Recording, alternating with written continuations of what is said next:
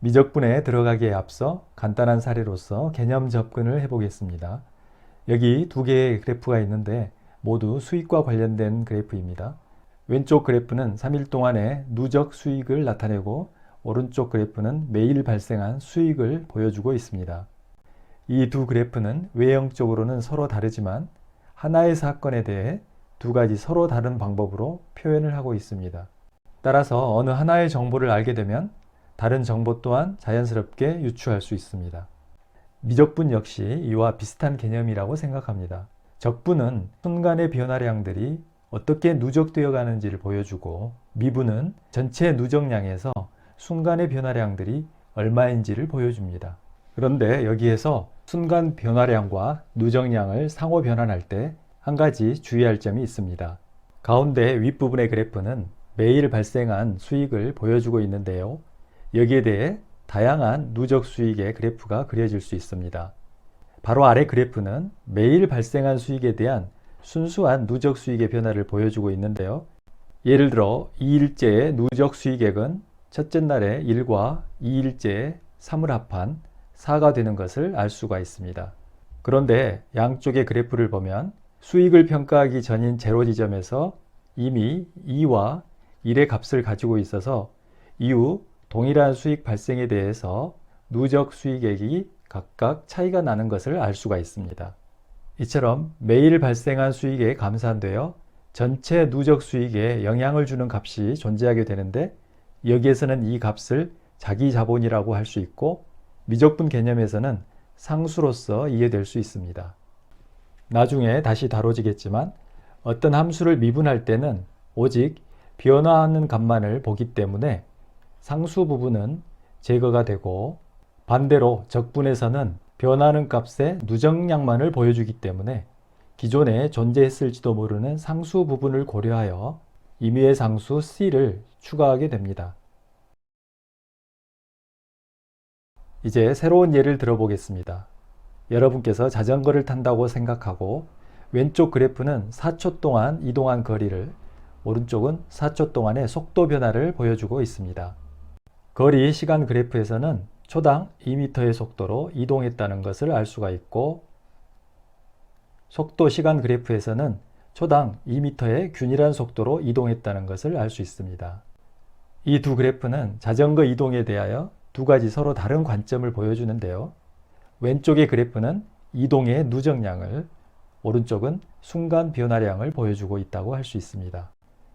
이 두 그래프는 본질적으로 동일한 사건을 다루기 때문에 어느 하나의 그래프에서 다른 그래프를 유도할 수 있습니다. 그런데 어떤 분들께서는 이런 질문을 할 수도 있습니다.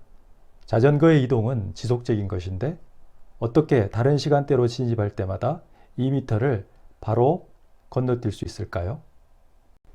그래서 우리는 자전거의 이동을 좀 더 세밀하게 관찰하기 위해 1초라는 시간 간격을 잘게 나눌 필요성을 느끼게 됩니다. 이제 시간 간격을 5조각을 만들어 0.2초 간격으로 관찰을 해보겠습니다. 이 자전거는 1초 동안 2m를 이동했으므로 0.2초 동안에는 0.4m를 이동하는 것을 알 수 있습니다. 따라서 우리는 0.2초 간격으로 자전거의 이동 거리를 파악할 수 있게 되고 예를 들어 1.6초 후에 자전거의 이동 거리는 그래프의 8번째 섹션인 3.2m가 됩니다. 오른쪽의 속도 시간 그래프에서도 똑같은 결과를 얻을 수 있는데요. 한 섹션당 거리는 0.4m에 해당되고 1.6초는 모두 8섹션으로 구성되어 있어 총 이동 거리는 3.2m가 되겠습니다.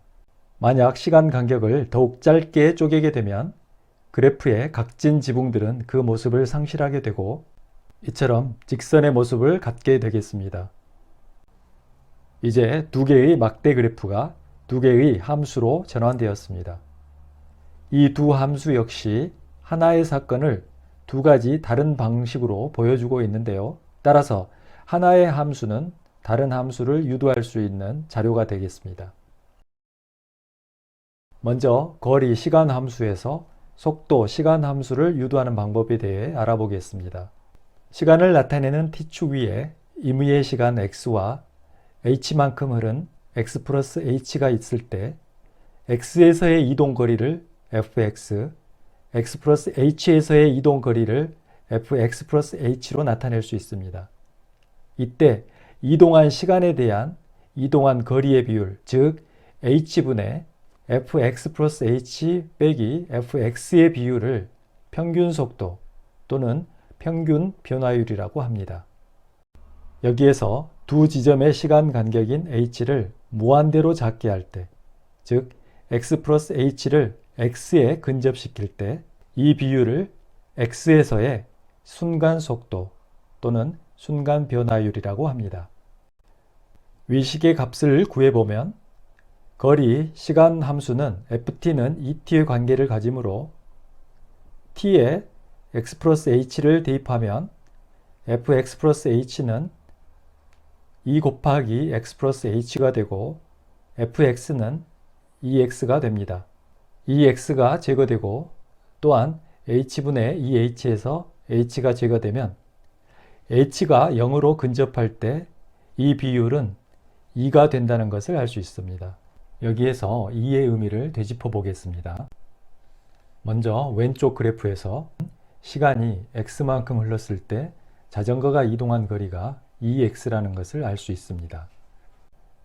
여기에서 x값은 시간을 나타내는 t축에서의 임의의 시간입니다. 3, 7과 같은 정해진 값이라고 보면 됩니다. 우리는 자전거가 2x 지점을 통과하는 바로 그 순간의 속도를 알고 싶습니다. 이 말은 y는 et라는 함수에서 t가 x일 때, 즉 y는 2x일 때 이 그래프가 어떻게 휘는지를 알고 싶다는 말과 같습니다. 이런 궁금증은 마치 뉴턴이 사과가 나무에서 땅으로 떨어지는 것을 보면서 어느 지점을 딱 통과하는 바로 그 순간의 속도는 얼마일까 하고 의문을 품는 것과 같습니다. 즉 자전거가 시간 x, 거리로는 2x 지점을 통과하는 바로 그 순간의 속도, 겉보기에는 정지된 상태이지만 실제로는 움직이고 있는 대상의 순간 변화량을 측정한 것입니다. 이것이 이가 가지는 값의 의미입니다. 여기에서 여러분께서 혼동할 수 있는 점에 대해 한 가지 짚어볼까 합니다. 그것은 순간 변화량이 좌측 그래프에서 t축 변화에 따른 y축 변화의 비율을 나타낸다는 점입니다. 그리고 비율은 항상 2를 기준으로 생각하게 됩니다. h를 아주 작은 틈, 예를 들어 10의 마이너스 59제곱 정도의 시간 간격이라고 가정해 보겠습니다. 그러면 이 그래프에서 h에 대한 y값의 차이 비율은 10의 마이너스 59제곱분의 2 곱하기 10의 마이너스 59제곱 정도의 값을 가집니다.